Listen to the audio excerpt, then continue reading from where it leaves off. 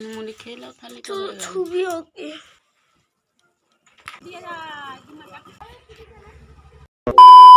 নমস্কার সকলকে শুভ সকাল।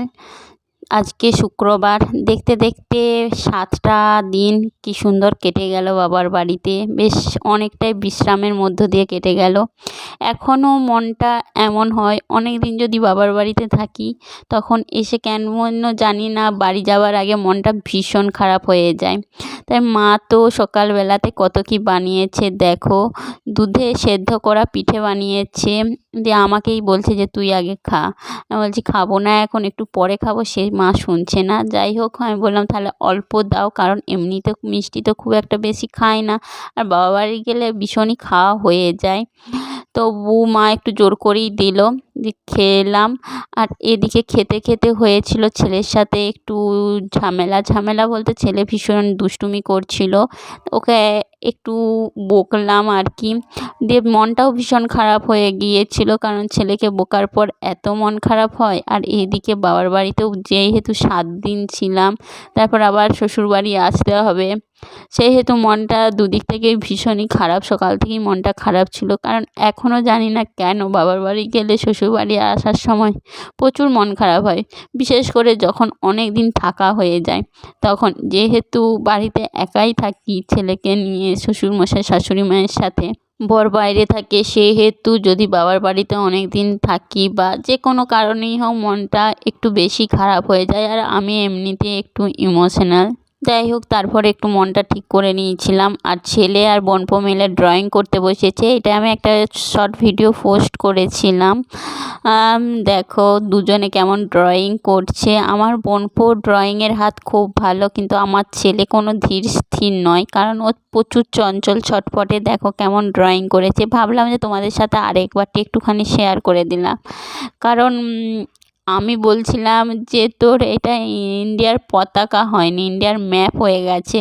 জাস্ট মজা করছিলাম ওদের সাথে। আর বোনপো সত্যি সুন্দর এঁকেছিল, দারুণ এঁকেছিল বোনপো, কারণ বোনপো খুব সুন্দর ড্রয়িং করতে পারে। আর একবার বলে দিলাম। আর এদিকে ছেলেরটা দেখো, আর এদিকে আমার বোনপোরটা দেখো, ওরা দু ভাই ড্রয়িং করছে। আর আমি বলছিলাম যে আমার বাবার মানে ওদের দাদু দুটো হনুমানে বসেছে ড্রয়িং করতে। একজন আঁকছে ইন্ডিয়ার পতাকা আর একজন আঁকছে ইন্ডিয়ার ম্যাপ। এরকম করে ওদের সাথে একটু মজাই করছিলাম, কারণ ওরা তো সব সময় দু ভাইয়েতে ভীষণই মজা করে, আনন্দ করে। দু ভাই একসাথেই থাকার চেষ্টা করে যখন মামা বাড়ি যায় আর কি। আর এদিকে দেখো তোমাদেরকে দেখিয়ে দিলাম পতাকাটা। আর আমি তোমাদেরকে ভিডিওটা শেয়ারও করেছি, তবু আর একবার ভাবলাম যে এই ভিডিওটার মধ্যেও শেয়ার করে দিই। যেহেতু মনটা খারাপ ছিল, সেহেতু হাসি মজার মধ্য দিয়েই কাটানোর চেষ্টা করছিলাম। আজকে সকাল থেকে খুব একটা কিছু করছিলাম না, এমনি সকাল থেকে মনটা একটু খারাপ ছিল। যাই হোক, আর মা এদিকে দেখো কত কি রান্না করতে শুরু করে দিয়েছে। মায়েরা এরকমই হয়, মেয়েরা শ্বশুরবাড়ি যাবার আগে ভাববে যে তাদেরকে 1 মাসের খাবার খাইয়ে পাঠায় বা বেঁধে দিয়ে পাঠায়, এই রকম সেরকম আমার মাও। এইদিকে হচ্ছে শুক্তো, শাক, মাছ, ডাল, আবার ডিম সিদ্ধ করতে দিয়েছে। আর এদিকে ধনে পাতাগুলো রেখেছে, কিসে দেবে কে জানে, টমেটোর চাটনি না মাছে। যাই হোক, রান্নাবান্না হয়ে গেছে, এরপর খাওয়া দাওয়া করেও নেব। খাওয়া দাওয়া করেও নিয়েছিলাম, নিয়ে একটুক্ষণ বসেছিলাম। আর তারপর অনেকক্ষণ ভিডিও বানাচ্ছিলাম না, বেশ বানাচ্ছিলাম 2:45-3টের সময়। এই যে সম্পূর্ণ রেডি হয়ে গেছি, এরপরে বেরাবো। আর বোনপো এখন একটু ভিডিও বানিয়ে দিচ্ছে, এরপর ওরাও রেডি হয়ে বেরাবে। বাবার বাড়ি যখন আসে তখন মনের মধ্যে কত আনন্দ থাকে, কত ভালো লাগা থাকে। আর যখন বাবার বাড়ি থেকে যাওয়া হয়, প্রত্যেক মেয়ে তার 2 দিনই বিয়ে হোক, 2 মাসই বিয়ে হোক, আর 2 বছরই বিয়ে হোক, আর 20 বছরই বিয়ে হোক, যাই হোক প্রত্যেকেরই মনটা যেন কেমন করে। যাই হোক, আমি সে পিঠে সকালবেলায় মা বানিয়েছিল, বলছিলাম খাবো না, সেই মা বলছে খা, জোর করে আমি বলছি খাবো না, সেই খাওয়াচ্ছে।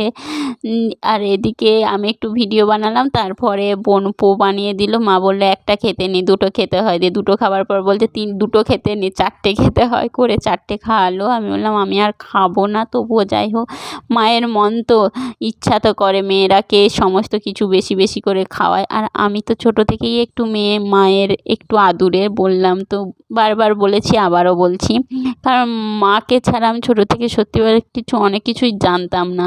সবসময় ছোটোবেলাতে মা বলে সবসময় পেছনে পেছনে ঘুরতাম, সেরকম এখনও আছে একটু বেশি। তবুও যতদিন আছি আর কি মা বাবা, ততদিনই আমাদের ভালোবাসা, আদর, আহ্লাদ। আর এরপরে রেডি হয়ে গেছে, এই যে ছেলের পিঠের মধ্যে ব্যাগটা দিয়ে দিচ্ছে, এরপরে বাড়ি যাব। অনেক দিন বাদেই, প্রায় 2-2.5 বছর বাদেই আবার বাবার বাড়িতে এতদিন থাকা হলো। এর আগের একটা ভিডিওতে বলেছিলাম কেন থাকা হয় না, তবু এইবারও বলে দিচ্ছি, কারণ তোমাদের দাদাভাই খুব একটা বেশি থাকতে দেয় না, বলে যে তাড়াতাড়ি চলে আসবে। আমি আসার সাথে সাথেই যেন দেখি তোমরা বাড়ি চলে এসেছো এরকম। এইবারেতেও তোমাদের দাদাভাই আসছে কয়েকদিনের মধ্যেই। আসার কথা ছিল, যে আমি বলেছিলাম যে তুমি এলে আমি তারপরে বাড়ি যাব, কিন্তু বলেছে না, যে তুমি বাড়ি এসো তারপরে আমি ছুটি নেব। সেরকমই চলছিল, আর দুজনের মধ্যে মাঝে মাঝে একটু ঝগড়াও হয়। যাই হোক, ওই সকল নিয়ে ওগুলো আমাদের হয়েই থাকে কন্টিনিউ। তবু তার কথাটাই রাখার চেষ্টা করি, যতই হোক মেয়েরা সবসময়, যত যাই হোক বাবা মা আর স্বামী ছাড়া কিন্তু কিছু জানে না। সেই রকম আমিও, তাদেরকে ছাড়া তো আর কোনো কিছুই করা সম্ভব নয়, আর তারাই হলো সব থেকে আপনজন। আর বাবা আর জেঠু মিলে মাঠ গিয়েছিল, মাঠ থেকে এলো, আমি ছেলেকে বলছি যে যা দাদাকে একটু হাম্পি দিয়ে আয়, দাদার সাথে দেখা করে আয়। সেও গেল, আর এরপরে বেরিয়ে পড়েছি, আর বোনপো ভিডিও বানিয়ে দিচ্ছিল। যাই হোক, এরপরে বাড়ি চলে যাই। গিয়ে বাড়ির কি অবস্থা দেখি গে, এর পরের ব্লগে দেখতে পাবে তোমরা বাড়ি এসে আমার কি অবস্থা হয়েছে। ভিডিওটা আর বিশেষ কিছু বড় করছি না, চলো সকলকে টাটা জানিয়ে আজকের এই ভিডিওটা এখানেই শেষ করছি।